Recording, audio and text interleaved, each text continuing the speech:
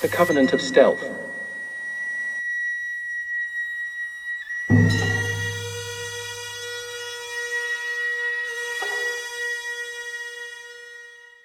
Chapter 1. Kuno Garuda. As I lose myself in the steamy forests of Kumano, becoming one with them and they with me. The ancient secrets it holds are revealed to me. There I discovered a place of primordial wonders. A hallowed grove in which I meditate daily, and there was a strange whisper. A whisper that calls to me from the forests of time, of eons past. It was a time when the warriors of the shadows were at the peak of their power and influence, and warrior priests practiced the secrets revealed to them by the universe. The whispered call beckons me, and with ink brush and rice paper I have scribed the tales and deeds of those ancient ones for those that are to come. Now I will tell you of the days of my master and those that followed him. Hiro Funatoki Higoshi. In a time lost to both history and mythology, when both blurred into each other so as to be indistinguishable. A strange cry echoed in the snow-covered woods of Owari. A flock of birds in unison fled the treetops in response to the siren of the ancient forest. The ground shook as horses' hooves left their mark upon the fresh snow. Great and valiant was the white mare as it galloped proudly along the forest pathways. Mounted upon the steed was a mysterious figure, a master of secrets. The westerly wind bristled his azure silk kimono as it glimmered in the dimness. He paid it no heed. Whether this was due to him being deep in thought or asleep remained to be seen. The warrior's attire boasted a pair of grey-hued cotton hakama pants, with 3 pleats down each side and 2 down the back. On his head he wore a straw hat which obscured his features. The white mare neighed with urgency, as the stillness of the forests greeted both steed and rider into its wintry depths. The horse's hooves crunched in the fresh snow which echoed loudly in the misty stillness. On and on the beast trotted, deeper and deeper into the forest. A murmur, a cry reached the ears of the samurai. The horse heard the sound of women's cries, and without breaking stride turned in that direction without her master's input. "Tara, did you hear something, girl?" said the voice beneath the straw hat. The white mare muttered and chattered her teeth, as another cry for help echoed through the forest. The horse plodded sedately into the clearing and was confronted by a band of dirty, smelly men. A clan of bandits, brigands, thieves, and murderers. They turned to confront the samurai thinking he was a drunken noble. Blood stained the snowy ground around the collapsed caravans. A woman took the interruption as the chance to run away, but one of the brigands chased her down and tackled her into the wet slushy snow. Her clothes were torn, and blood trickled down her forehead. She was beautiful to look upon, with long black plaited hair, which was half undone from the struggle. Huddled beside one of the caravans were 2 young women, who were only 15 summers old. One of the bandits strutted into range and tried to grab the fallen woman, but she spat blood in his face. The villagers' cries for help grew louder, but were drowned out by the laughter of the bandits. A middle-aged man begged for mercy, as a few of the bandits beat him to the ground. One of the girls tried to fight off the bandits who were harming her father, only to be savagely backhanded to the ground, where she crumpled up and wept. The mother rushed to her daughter's aid, only to be dragged kicking, and was held back by the strong arms of men, as a horrific scene unfolded before her eyes. The bandits laughed, as one boasted that he had the biggest manhood, and taunted the mother. The woman cried out in agony as her daughters were about to be used for the pleasure of the ruffians. Without warning, an arrow crunched through the skull of the boasting bandit, catching the attention of the others around him as he fell. They turned towards the mysterious figure, who looked as if he hadn't moved. They were on their guard now, realizing that maybe he wasn't just a drunk noble after all. "Hey you! Why don't you mind your business, before we kill you?" shouted the leader of the bandits. The mysterious samurai slid the hat down and away from his face as if removing a mask, and bowed to the head bandit. The samurai's face was handsome, with piercing eyes, one brown and one hazel, that held something dark and sinister. The aura around him spoke of power and violence. The scar-like mark on his cheek was distinctive and spoke of his prowess in battle. The villagers trembled in fear from the intruder's entrance, unsure as to whether he would bring them salvation or destruction. Dismounting his horse, the warrior appeared to grow taller than once thought, boasting a 6-foot solid frame. As he beheld the cruelty of the bandits, the mother cried out, "It's Kuno Garuda. He has come to save us." One of the bandits slashed her throat mercilessly. The father collapsed to his knees, silent tears running down his face as he took her dying body in his arms. The leader of the pack laughed. "Bitch!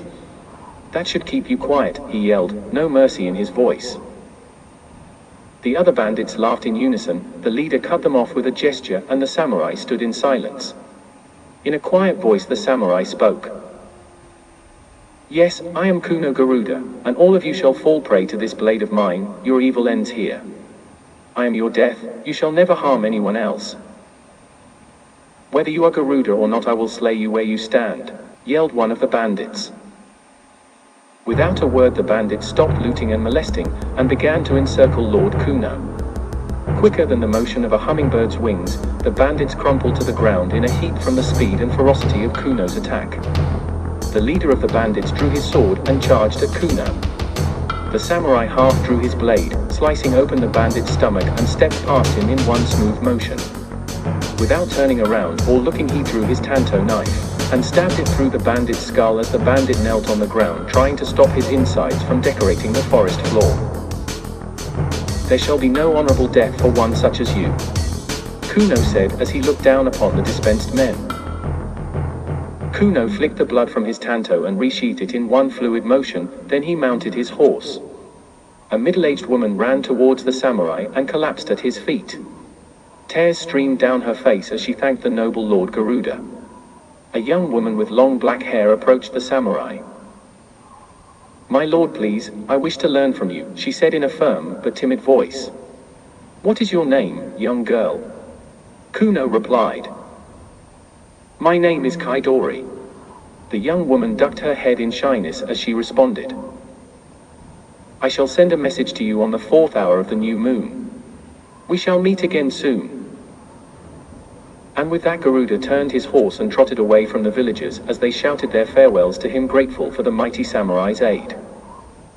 In a local bar called the Osui Inn, which lay in the Osaka town district, a samurai waited for his warm cup of sake. "Here is your sake, my lord," the old innkeeper bowed to the warrior as he leant over to pour the sake with his trembling hand.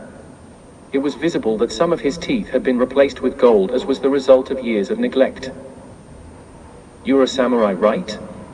Are you one of the really important guys working for a high official? Or are you working for a daimyo?" asked the old man, before taking a step back, realizing he had asked too many questions. "I am nobody's lapdog," Kuno barked at the old man, before he got a grip on himself, realizing his lapse. "Yes, I am a samurai, and exactly what I do is my own business. Let us just say I am my own master." "Ah, like a ronin you mean? Or maybe you control your own fiefdom?" The innkeeper replied, happy to be talking to the mysterious man. "Something like that." He took another sip of warm sake, admiring the design of the porcelain cup. "Ah yes, I knew it," said the old man as he watched Kuno admiring the teacup. It was obvious Kuno was trying to ignore him.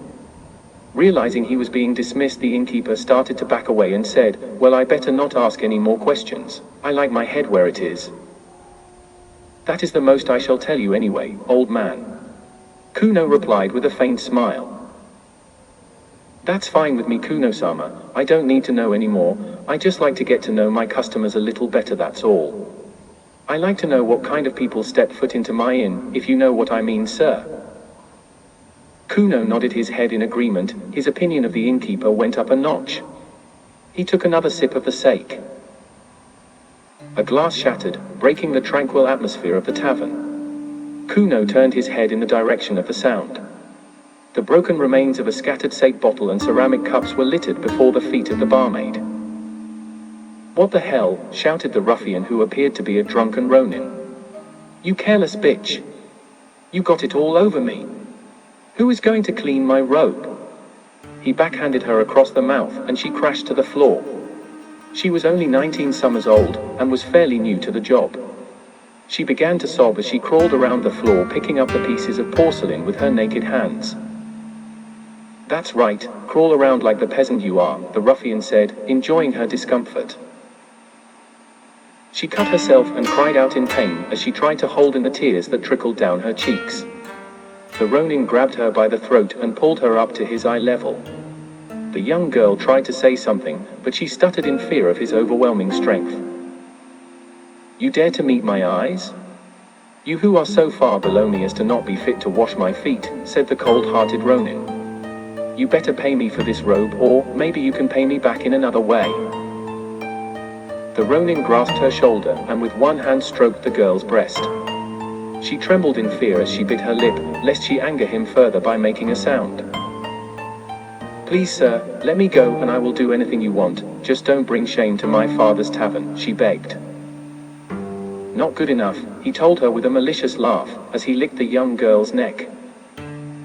She gave a grunt of pain as he slammed his fist into her ribs, knocking the wind out of her.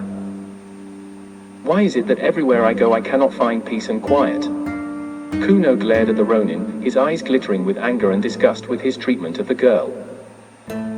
Please sir, you are a warrior of great strength, please help my daughter, begged the old man.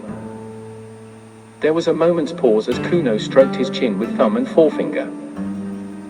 As you can see sir, I am too old and weak to fight off this marauder, the old innkeeper told him. What happened to your swordsman? Asked Kuno. He was murdered last week in a brawl with Ayakazashi's men. Ayakazashi, hum? Kuno gave the innkeeper a thoughtful look as if he were plotting something. Yes, but please help my daughter now, begged the old innkeeper in desperation for his daughter's safety. Do not worry, all shall be well. The samurai rose from his seat and strode unhurriedly towards the man who was molesting the girl. As Kuno got closer, he noticed the intricate lattice of tattoos down the Ronin's arms. It was obvious that this man was Mafia. Mafia dog. Tonight I am your trainer, yelled Kuno. The gangster paused in his molestation of the girl, and threw her aside, his attention now solely on Kuno. Dog of the law. You think you can disrespect me like that? I have powerful friends, he boasted. It is just you and me, I do not see anyone else here. Kuno looked around the room, noting the absence of other patrons. Kuno smiled knowingly as he gripped the sheath with one hand. If you were a man of honor, you would have already committed seppuku for your transgressions, he said.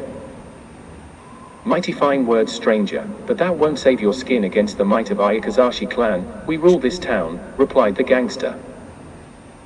Again you speak of the might of your clan, and again I wonder if you have failed to notice that there is no one here but you and I. I can come to only two conclusions, either you are stupid or you are insane. The drunken gangster stood and drew his sword. You got balls confronting me like this? I'm the best swordsman in my clan, I'm going to kill you, I am the mighty Hanshishi, shouted the gangster, why don't you draw your sword? Kuno continued to stare at the fool in silence. Hanshishi's hands began to tremble with fear. Sweat dripped down the gangster's face and Kuno could see his nervousness. He smiled to himself as he counted under his breath. As he reached 3, the gangster launched himself at the samurai.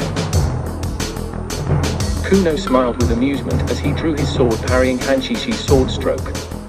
The samurai slammed his palm into his opponent's ribs. Hanshishi dropped his katana sword as he convulsed in agony. He drew his tanto and lunged awkwardly at Kuno. Kuno evaded the stroke of the tanto. He wrapped a hand around his opponent's fist and squeezed, hearing bones crunch. The tanto dropped from Hanshishi's hand and Kuno kicked him hard in the groin. Tears of pain made Hanshishi's vision blurry as the samurai threw him backwards through a table. Shards of porcelain cut into his back as they smashed under him. Kuno had enough of beating the hapless dog. In one swift motion, he drew his sword and cut off Hanshishi's head. Hanshishi looked around the room. The floor seemed much closer than usual. His eyes swiveled frantically, as he wondered if he had killed the samurai. His eyes lost focus for a moment and Hanshishi had an empty feeling. He couldn't feel the rest of his body. Must have been the alcohol. His eyes focused again, and he saw the bottom of a pair of wooden sandals. Ha, he thought to himself, got the bastard. Then it dawned on him before all function ceased, that those sandals looked familiar. They were in fact his own. Sorry for the inconvenience, he had it coming to him, stated Kuno. As he wiped the blood off his sword with a white cloth and resheathed the blade. I hope you are okay, miss, I really wished it had not come to this. But this is the life I live, and most of the time these kinds of things are unavoidable. Look after yourself. You should carry a tanto or something, it is a dangerous world. Kuno gave a small bow and left the inn. The woman smiled as she placed her hand over her heart. Feel free to come again, shouted the old-timer as he quickly limped forward to catch a glimpse of the great master Kuno Garuda one last time. Kuno gave a brief wave as he moved down the city pathway. His bloody deeds left as a legacy and as a warning for all to behold. One of Ayakazashi's boys had been murdered. Surely this would not be forgotten by the local townsfolk, or unforgiven by Ayakazashi. Kuno was now a hero to the people in Osaka, and a wanted man. Thus marked the beginning of a tale of grim deeds to come. The Covenant of Stealth. Stray dog. Know that you are already dead, and so you shall live 1,000 years and beyond, there is no end to death. Hiroshi Kane Musashi. From Kyoto to the mountains of Aizu he had traveled, alone except for the constant companionship of the animals, free as the winds and the seas. He had honed his skills with sword and spear, he had furthered his spiritual journey in the temples and shrines of the ancient ones which dotted the land. His name was Furanaku. The constant sunlight had bronzed his fair complexion. He was a fit and carefree young Wakashu samurai who was now hard and lean from his years of combat and warrior conditioning. As Japan's third gender, Furanaku played an important role in the enlightenment and social practices of his day. He was beautiful with long dark brown hair which was always gathered in a neat hairstyle, ear knot at the top of the head and forelock, and a curious black comb that spoke of magical significance graced his head. His clothing was elegant and neat, made of the finest dark green fabrics. His family crest rode proudly on the back of his overgarment. It looked like a ball of flame which was a representation of Furanaku's fiery passions and his blazing temperament in battle. A faint yet noticeable scar ran from the inner corner of his left eye near his nose to the bottom of his left cheek. His eyes were steely with experience and held a depth of knowledge about things best left unsaid. Autumn had come on suddenly, more so than usual in this part of the world. The countryside was aflame with vibrant reds, yellows, and oranges. Even the mountains appeared to be made of flame as the grasses and trees rippled within the gentle breeze that tickled the earth. Every temple was ablaze with its own unique colors, as if the buildings would not allow themselves to be outdone by the beauty of nature around them. The burning colors of autumn and the cool colors of the temples were enough to make even the most hardened warrior stop and stare for breathless moments. Even the trees of the city were ablaze with shimmering reds and yellows as the trees danced for the honor of the sun and the earth.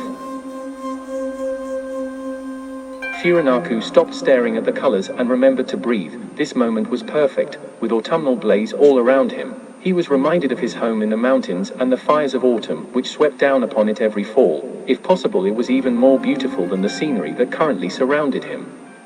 With a sigh he stood from the shade under the tree where he had taken his midday nap and took up his yari spear once more. He wandered away from Kyoto, a sign caught his eye and he stopped to read it.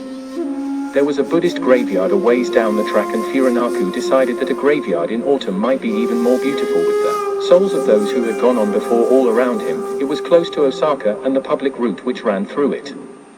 Furanaku traveled so long that soon the sky became pink as the sun started to set. He stopped once more as the pinkish rays of the dying sun lit the landscape with the death of the sun for this day. Fitting, Furanaku thought to himself as he reached the graveyard, fitting that the sun should be dying just as I reach the realm of the dead. The graveyard held no fears for Furanaku. The storm came on suddenly, as raindrops started to fall with a gentle sound onto his straw hat. He stopped by a beautiful hand-carved stone bench and looked out upon the storm of colored leaves being tossed about by the playful breeze. The leaves scattered across the fields and reminded Furanaku of fires burning in green fields. He was flooded with memories of the war which he had fought in and the burning houses in lush green fields. The tall grass rippled as the wind ran lazy fingers through it, like a woman running a comb through her hair. The sporadic drops of rain became a gentle and soothing rain, and Furanaku turned his face upwards, letting the healing rain wash him clean of his road-weary cares. He pulled his straw hat down over his eyes and listened to the sounds of everything around him. From the gentle movements of the grass in the wind, to the harsh call of some unknown bird, to the gentle fall of leaves. He became one with his surroundings, achieving the state of being known as Mushin no Mind. The crickets preparing for the night raised their song in harmony and honor of the coming death of the sun. Furinaku lay down on the ground and went deeper inside himself, into the state of no mind. A presence rippled through the graveyard and scattered leaves in its wake. Furinaku felt a long-forgotten emotion grip him, and he wondered if he had disturbed some mighty spirit. He opened one eye and looked towards the source of the presence and saw the silhouette of a giant. The man was tall and strode through the graveyard as if he were a god who walked upon the earth. The figure walked in the light of the setting sun as if he had just stepped out of it or been born of it. Furinaku could tell he was either a samurai or a ronin. The stranger was dressed in a dark blue kimono with grey accents, and a straw hat dyed black concealed his face. What sinister inclinations! Furinaku thought to himself. He had no visible crest. The stranger took a seat by one of the stone seats to tie his sandals, which had come loose from his travel. At first it appeared that they were black sandals made from straw like the samurai's dyed hat, but as Furinaku looked more closely, he noticed that they were bound and woven entirely of black leather. He had never seen them before. The strange samurai sat in a deathly silence. It was like he wasn't breathing, as if Furinaku was the only living being amongst the dead. Maybe he is a warrior guardian who comes to challenge me. He looks too real to be a ghost, Furinaku thought to himself. He was becoming more uncomfortable with the dead silence. He had to say something to break the gloom of the silence. He wanted to know where he too could get the leather sandals, but he hesitated for a moment. Then he remembered the words of his uncle, Azuma Gazaiman. To ask a question may be a moment's shame, but not to ask and remain ignorant is a lifelong shame. It is so peaceful here, isn't it? Stated Furinaku, no one ever comes here to bother you, and I get the chance to finally have a decent sleep for once in my travels. The samurai looked at Furinaku with discernment and a raised eyebrow. He tilted his straw hat upward to reveal his mouth and quirked his lips in a brief smile, nodding in agreement. I was just wondering about your sandals. They are leather, right? Asked Furinaku. Yes, they are, growled the undead voice of the stranger. Where can I get some just like yours? These sandals are bound together by expert craftsmen from my clan's village. I do not know of anywhere else that you may get them. That is a shame. If it's not too much to ask of you, sir, I would be willing to pay your cobbler, if that's possible. Here, you can have mine, just give me yours in return, replied the mysterious samurai as he removed his sandals. He handed them over to Furinaku. The stranger spoke no other words. He continued in silence, dropping his straw hat back over his face. Furinaku could not believe the civility of the mysterious stranger, who seemed somewhat sinister, yet his words had now betrayed his dark and eerie persona. Thank you so much, sir, replied Furinaku as he took the leather sandals without hesitation. Furinaku put them on. They were comfortable yet a tad too long at the heel due to the stranger's larger feet. Furinaku managed to secure the straps adequately so that they did not slip on his feet and cause him blisters. Well, I guess it would be polite to introduce myself, said Furinaku. I am Furinaku Takeno Higoshi of the Kukishinden Ryu and an exponent of the house of Azumataro. You have no common crest that I can see. Who are you and what brings you here in this forsaken boneyard? Before the unusual Ronin had the opportunity to respond, the swift tread of footsteps could be heard like a whisper in the wind and the louder barking of tracking dogs. Like a murder of crows, the agents and their canine retrievers chased a mysterious individual who was wearing the mask of Kojishi, which represented the half-lion of legend. It was unusual to behold, as the agent being pursued was wearing a very similar uniform, almost identical to the others who were apparelled in the darkest blue adorned with portions of black leather armor. The one being pursued wore a navy blue outfit designed for night missions, with cut sleeves and a black netted red survival undergarment. An armored sleeve adorned his left arm. He wore an unusual katana sword across his back. Its axe-shaped handle was wrapped in black leather. It sported a large square hand guard, which was embellished with a golden dragon. The pursued agent held a spear in his right hand. Those uniforms, they look familiar to me. Furinaku told himself. Could it really be them? Is it really him? Why are these agents dressed in stealth garb? Furanaku wondered, as he watched in puzzlement, scratching his chin. Why do they and their Nusubito dogs persist to chase a fellow agent out in the open? It is unusual behavior indeed, the older samurai responded. If they are seen, the authorities shall not hesitate to arrest them. Being garmented as they are, people shall suspect they have committed a crime. Who do you think they are?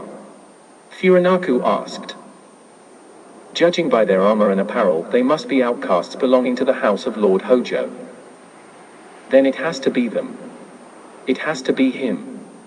The Fuma Kinin. It must be Ryuji. Furanaku thought to himself. He felt his heart pumping faster and louder as the pursuit approached. The other agents wore a white survival garment with black netting over the top beneath the navy blue hued uniform. A hooded cloth was wrapped around their heads, only 2 of them were daring enough to reveal their features. One such agent wore an armored sleeve which adorned his left arm as he held a short yari spear in his right hand. He was shorter than the others, but boasted a stocky frame and a bald head. He wore armor on either thigh made from leather and wore shin guards.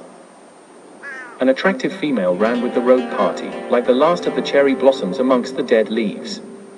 She wore a half mask called a mempo over her mouth that added a fantastical element, enhancing her beauty.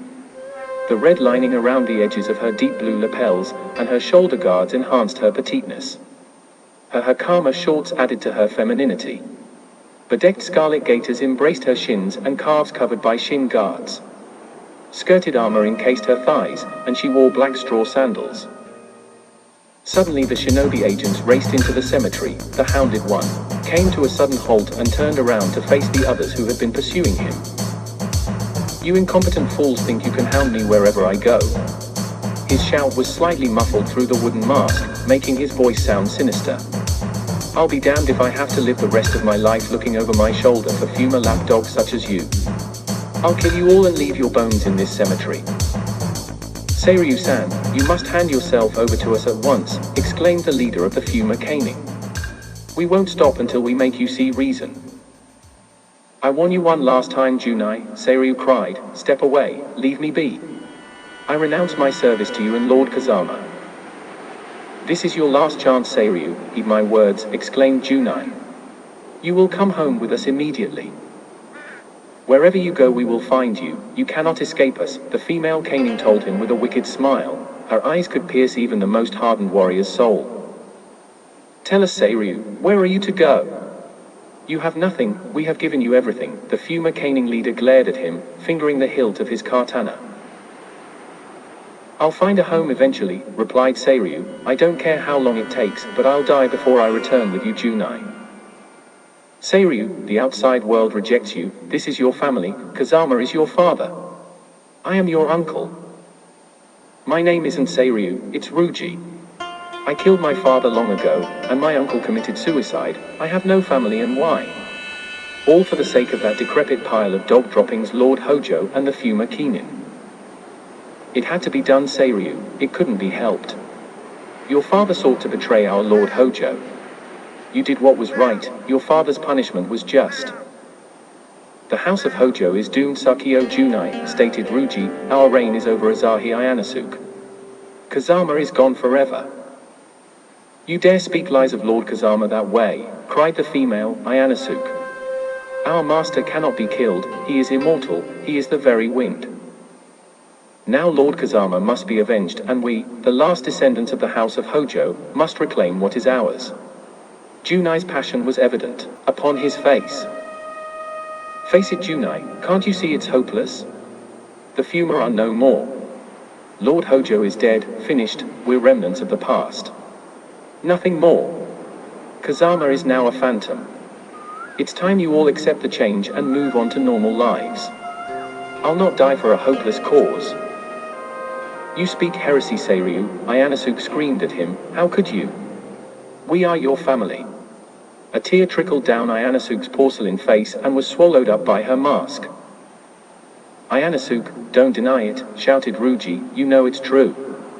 You know what I speak is the truth. How dare you make false judgment on me? Ayanosuke glared at him, her eyes glittering with unshed tears and burning with rage. Ah yes, nothing has changed, has it, Ryuji? Furanaku demanded, as he stood up and leaned against a light post. The flame's luminescence appeared to glow brighter as his body made contact with the light post. Furan? Ryuji peered over his shoulder and saw his old friend. How is the eye? Asked Furanaku, as he threw off his hat and drew Namida, his katana sword, which means tear. Ryuji removed his mask in a slow movement with one hand. He dropped it to the ground as strands of straight raven hair obscured his face. The removal of the mask revealed a disfiguring scar. Tiny black freckles were dotted beneath his cold and foreboding blue eyes, dark as the deep azure sea. Ryuji placed his hand to his face, feeling the disfiguring scar which ran from the outer corner of his right eye to the bottom of his cheek. The corner of the eye was partially closed, a horrific scar that told a story of a past melee, an incident which took place many years ago. So are you going to help me with these dogs or not? Asked Ryuji. Then we can call the debt cleared? Furanaku demanded. All right then, but I still await the chance to prove the superiority of my swordsmanship. Let's get rid of these pests and then we can get busy. What? Who the hell are you? Junai became agitated. I am Furanaku Takeno Higoshi of the Kukishinden Ryu School of Swordsmen and benefactor of the Azuma family, and you have much to learn about the way of the warrior. Fuma Kinin. If you interfere, I will have your head as well, boasted Junai. I think not. Furanaku told him calmly. Sir, this is Furanaku Higoshi of Owari. Ayanosuke told her superior. Why should I care, Ayanosuke? Junai replied with irritation. He is the one who defeated Ryuji on the battleship. You stupefied wench, if I wanted an introduction I would have asked for one. Junai shouted at her, not taking his eyes off of Furanaku. His warriors took up positions around Furanaku and Ryuji. Are you ready? Asked Ryuji to Furanaku. Yes, let us be done with this, I grow bored with these children. Alright you stray Ronin dog, I warned you. Junai shouted as he drew his katana, let it be on both your heads now. He signaled the attack.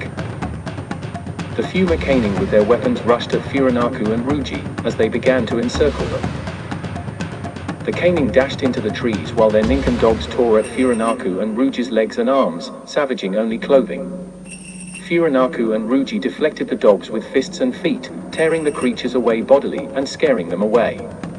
The caning dashed out of the trees, attacking furiously for several minutes before melting back into the shadow of the trees. Furanaku and Ryuji fought bravely against the slashing attacks of their adversaries. The caning darted in and out of cover, seeking a weakness that they could exploit. Furanaku and Ryuji struck at the masterless Ronin, cutting them down one by one. Junai fled the battle and called to Ayanosuke to retreat. Ayanosuke covered her retreat with a smoke bomb. A dense purpurate smoke filled the space around the trees and dissipated gradually. Furanaku and Ryuji looked around until they made sure that no more adversaries threatened them. They resheathed their weapons. The mysterious samurai was watching them thoughtfully. You work well together, stated the stranger as he applauded in amusement. It has been many moons since I saw such a display of skill. You have spirit and I admire that. Ryuji looked at Furanaku with a raised eyebrow. Furanaku returned the look. Thank you, sir, replied Furanaku as he lowered his head respectfully. Who the hell are you? Ryuji asked bluntly. I am Kuno Garuda, Master Samurai Shinobi, and Onmuji. Well, it is finally nice to learn your name, friend, Furanaku told the stranger. From where do you hail and what is your martial discipline? If you want to know that you shall have to defeat me first, replied the spine-chilling voice of Kuno Garuda, then I might just tell you, if I don't kill you first. Sounds like you're something special, stated Furanaku as he tried to hide his uneasiness. No one's been able to beat me or Furin yet, exclaimed Ryuji with confidence. He raised his chin and narrowed his eyes arrogantly. Then you can be the first one to engage me, Ryuji. Kuno drew his handachi sword, leaving Ryuji no choice but to face him in combat. Ryuji's malicious deep blue eyes opened wide at the stranger who was daring to stand before an ex-assassin of the Fuma Kinin. He set his yari into a defensive position, pointing his spear at his opponent. Ryuji observed Kuno Garuda cautiously. He could tell by his stance that Kuno was a master of the blade. Ryuji could not recognize the strange stance that his opponent had assumed. Ryuji darted forward, lunging with his yari, attempting to stab Kuno in the stomach. Kuno dodged away from the spear, spinning his body around, as he caught hold of Ryuji's spear and hammered the hilt of his sword across Ryuji's head. Ryuji stepped back, dazed, as he placed his hand to his head, which was now in agony from the speed and power of the blow. What? Furinaku thought to himself. He could not believe the ferocity of this swordsman. This guy is good. So fast I can hardly make out his movement. Ryuji-san, let me face him, Furinaku demanded. Furinaku drew his katana as Ryuji moved away into the shadows of the trees. Furinaku stood waiting for his opponent, his sword raised above his head. With patience he watched Kuno Garuda, but Kuno made no movement. He stood in the strange stance still, glaring at Furinaku. Furinaku took 2 small steps to one side, trying to gain an advantage in position. Kuno took up a stance, his sword in a similar stance to Furinaku. Furinaku shifted slightly back to the opposite side, attempting to lure Kuno in. Kuno attempted to cut downwards to Furinaku's head, but missed as Furinaku evaded back to the other side and swung at Kuno's neck. Furinaku's blade whistled past Kuno as he ducked his head by a millimeter. Hairs from his topknot filled the air. Kuno realized that Furinaku was a deadly swordsman indeed. He knew a handful of warriors who had come this close. Most of those were dead now, cut down by Garuda himself. Kuno evaded Furinaku's flurry of cuts. Garuda went on the attack, and it wasn't Furinaku's turn to give ground before the fierce swordsman. They fought against each other's strength, swords locked together, as steel particles and sparks fell from their blades. Kuno shouted with power, knocking his younger opponent backwards with the force of his yell. With an outstretched hand, Furinaku used his ki, life force energy, to push back Kuno with a yell that shook the earth. Kuno dodged backwards, raising his blade. The wall of energy split along the length of the razor-sharp steel, leaving Kuno unharmed in the middle of the tempest. How is it possible that this boy possesses such formidable techniques? Kuno wondered. A little something I learned from a land beyond the ocean called Ming, stated Furinaku proudly as he repositioned his feet, setting his katana for the next attack. Well now, it seems I have underestimated you slightly, young one, replied Kuno. You realize that I can no longer go easy on you. Yeah, right. You mean to tell me that this was just a play fight to you? Furinaku found his eyes drawn to Kuno's and found that his body was not under his control.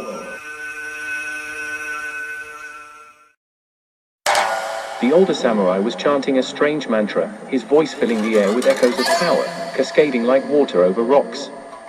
Darkness gathered all around the graveyard, dimming the lights. Furinaku's heart hammered against his ribs as the hairs on his head and neck stood on end. It was hopeless for Furinaku as Kuno swiftly advanced towards him with godlike speed. Furinaku knew he was about to die as he uttered his last prayers to his god, Amida. The first thing Furinaku became aware of was the ability to move his limbs once more. He wondered how much time had passed and where the sword blow was that should have cleaved his life from him. He opened his eyes to behold a dark figure standing over him. It seemed that death himself had come to claim the warrior's life. As his vision cleared, he could see that Kuno and Ryuji were standing over him. Kuno offered his hand and lifted him to his feet. What happened to me? Furinaku demanded. He placed his hand to his head, which was throbbing from the pain of the glancing blow he had received. When I seized your spirit, I knocked you over the head, stated Kuno, causing you to black out for a few seconds. I thought I was dead, cried Furinaku, placing his left hand to his face. Furinaku knew he had been defeated, the fight was over, and he had lost fair and square. You are unlike anyone I have ever faced, Furinaku told the older samurai. I've lost and humbly accept my defeat. It was an honor to lose to you. Furinaku knelt at Kuno Garuda's feet beneath the moonlit sky. Teach me your awesome skills. Or if you wish it, I will kill myself with honor. Kuno looked down on the kneeling boy with amusement. You are far more useful alive, my young friend. I also wish to be your disciple. Ryuji knelt alongside Furinaku. Then both of you must swear your allegiance to me. I shall teach you on one condition. What is it that you wish of us, master? Asked Furanaku. You must forget yourselves, leave your past behind you and never look back. You must promise to follow and obey me without question. Do you agree? Furanaku and Ruji prostrated themselves before Kuno Garuda. Then you shall meet me at the Hansway Inn at the hour of the board this night. They lifted their heads from the dirt. They looked up only to realize that Kuno had already vanished. Who is that guy? Asked Ruji. I don't really know, but his aura, did you feel it, Ruji? Yes, it's almost hard to believe he could be from this world. This reminds me of being a kid again, being dazzled and not knowing, don't you think, Ruji? So should we begin? Asked Ruji, his hand on his axe-shaped hilt. Here and now? You have to be kidding, said Furanaku. I am tired and I am hungry, there will be time for this later, as for now my stomach's angry and I would like to get something to eat. Furanaku placed his hands on his grumbling stomach. You're right, Furan, we can catch up on old times. I'm quite hungry myself, I've been starving for weeks. Everywhere I go those bastards find me. What happened? Asked Furanaku. I simply packed my things and left, I just wanted out. I'm sick of trying to restore the old ways when there is no hope, fighting for a blind cause. They hold on to the past and ignore the present day. They say that Lord Kazama will return, that Fuma Kotaro lives, but he's dead. He died before my very eyes on that ship. The ship where you and I fought the duel and you gave me this nasty scar. You're crazy, you nearly took my eye out. Ruji growled at Furanaku. We saw your allied Lord Hattori Hanzo and my master Fuma Kotaro fight amongst the flames of that burning ship. They fought on endlessly even after being totally immersed in flame, as if they too had become one with the flame. Ruji remembered it vividly. The licking red flames danced violently about the ship, and their burning lords danced therein as to become totally indistinguishable from the flame. Masters of the flame. The ship gradually sank deeper and deeper until it was swallowed. Out by the wine-dark sea, a dense black pillar of smoke rose high into the sky. Yes, Lord Hattori is gone, stated Furanaku. I do not know if he lived or died, but I was sure I heard his screams amongst the flames. That is when we jumped into the ocean. I nearly drowned when you saved my life. Ruji closed his eyes, lost in his reminiscing. We watched the ships fall to pieces, as it slowly sank into the watery depths of the ocean. Do you remember it, Furan? How could I ever forget that dreadful night? Furanaku replied, the night my village leader Azuma Taro disappeared forever. The night I rescued an enemy who was an old friend. I could not believe it was really you. Let us go get something to eat. The two brothers in arms wandered out of the cemetery, leaving the dead to their rest.